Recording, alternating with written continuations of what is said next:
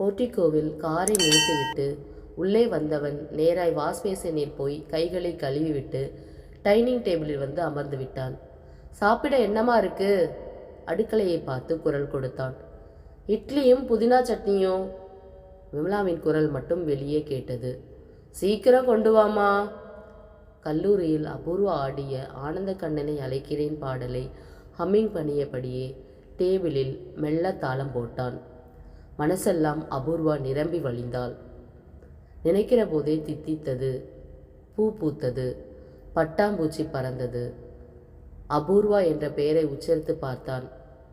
மேடையில் அவன் பரிசு பொருட்களை நீட்டிய போது அபூர்வா சொன்ன தேங்க்யூ என்ற வார்த்தை காதினுள் ரீங்காரமிட்டபடியே இருந்தது.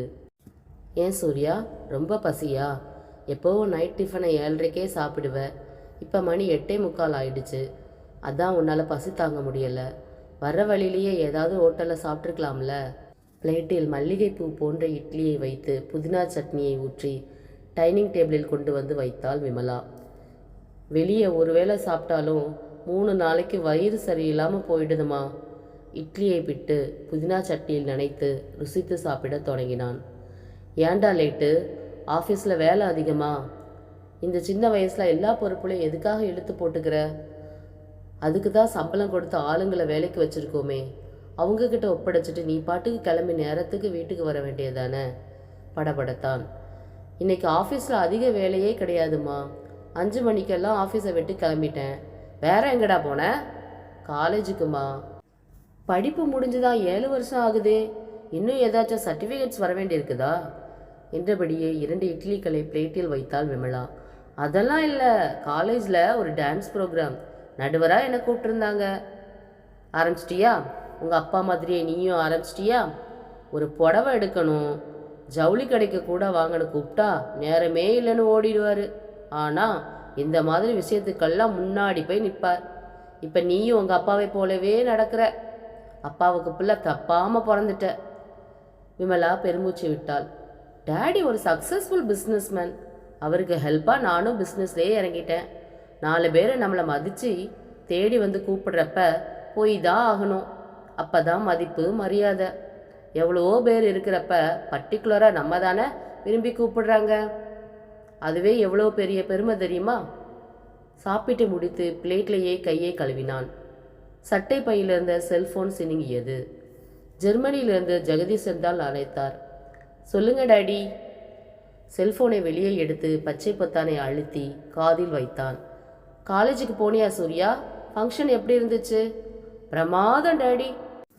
வீட்டுக்கு வந்துட்ட தானே? வந்துட்டேன் டாடி. இப்போ தான் டிஃபன் சாப்பிட்டு முடித்தேன். உங்கள் அம்மா பக்கத்தில் இருக்காளா?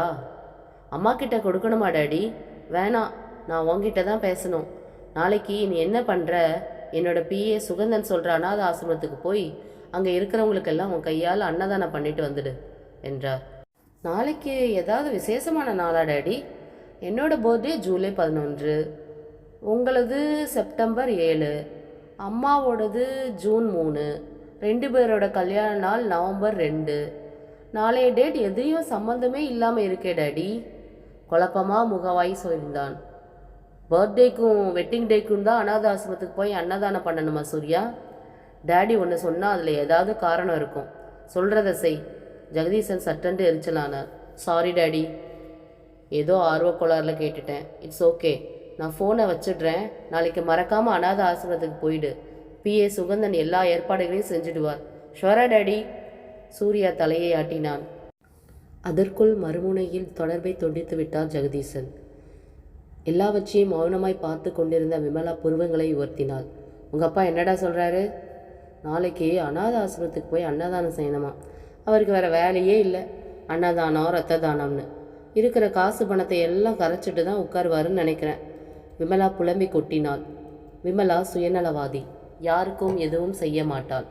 சல்லி காசை கூட இழக்க மாட்டாள். உடுத்தி பழசாகி போன துணியை கூட இல்லாதவர்களுக்கு கொடுக்க மனசு வராது.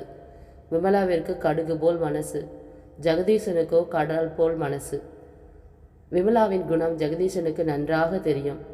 அதனாலேயே பெரும்பாலான விஷயங்களை விமலாவிடம் தெரிவுபடுத்த மாட்டார். தெரிந்தால் குறுக்கே விழுந்து மறிப்பாள், புலம்பி கொட்டுவாள். வீட்டில் வீண் பிரச்சனை வரும், நிம்மதி கெடும். தேவையா அதெல்லாம்? விட்டு கொடுக்க தெரியாத மனைவியிடம் மூடி மறைப்பதில் தப்பில்லை என எண்ணி அமைதியாய் போய்க் கொண்டிருப்பார். சூர்யாவிற்கு அது தெரியாது. யதார்த்தமானவன். உள்ளதை உள்ளபடியே சொல்லிவிடுவான். அம்மா, நீங்கள் கிழக்குன்னா டேடி மேற்கில் நிற்கிறாரு. எப்படிம்மா 2 பேரையும் ஒன்றா சேர்த்து வச்சாங்க? சிரிக்காமல் கேட்பான். இப்போ அதுதான் ரொம்ப முக்கியம்.